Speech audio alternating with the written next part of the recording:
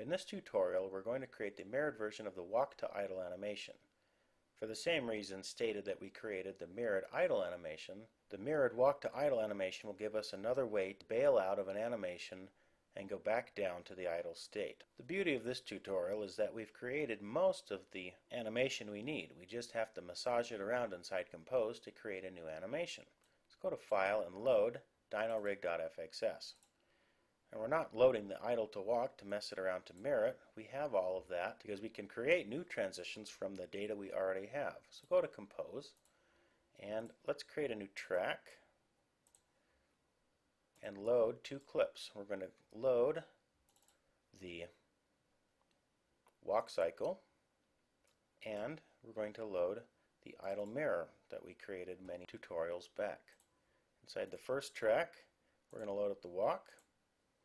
And if you just want to pick the track again and insert the idle mirror or add it, it will create a new track, especially if the slider on the timeline is sitting on a track that already has a clip in it. So our idle mirror is playing right now. It's set to equals, so it's going to override anything else in the scene.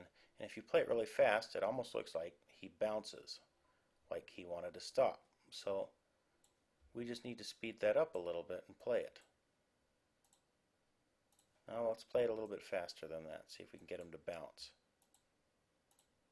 Okay, so let's put that right at the end of walk, and we have our mirror here, and you can see how similar the frames are. So it's not going to be that far of a jump to just blend to that frame. So we press play again, he takes a walk and then he stops. Well, that's a pretty easy one. So this walk instance, if we move this down 16 frames, we start at the mirrored version. This would be our bailout point, and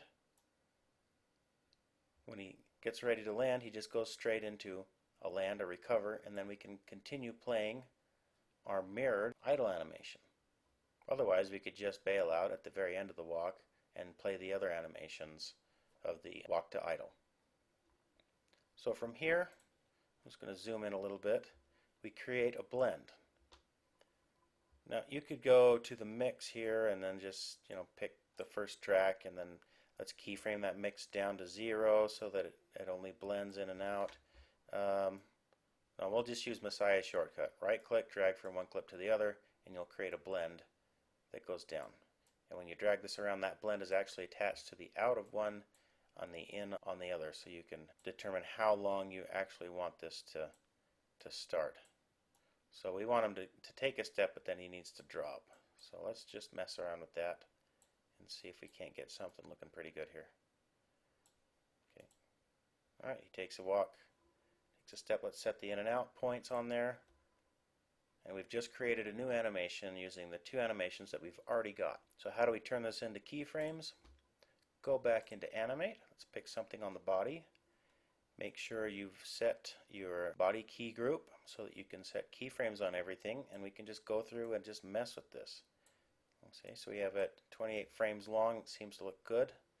So it's 28 cut in half, 14. Tap the enter key to create a keyframe on our group. Use computed values means it's going to take the current state it's in and generate keyframes on that. Let's click OK.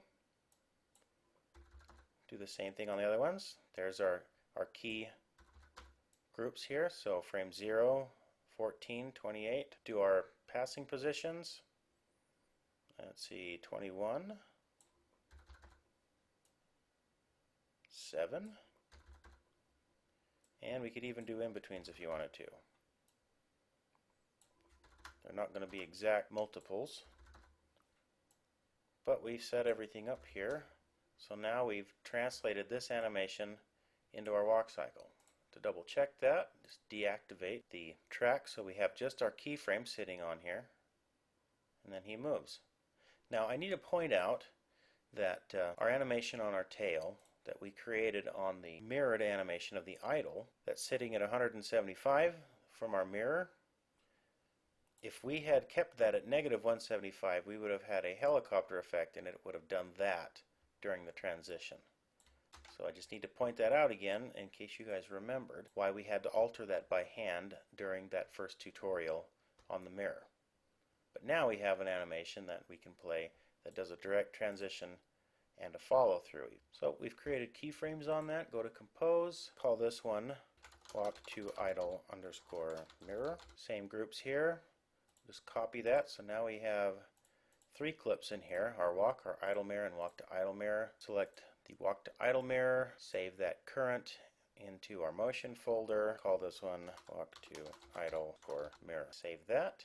Let's right click and save this scene as dyno walk idle underscore mirror.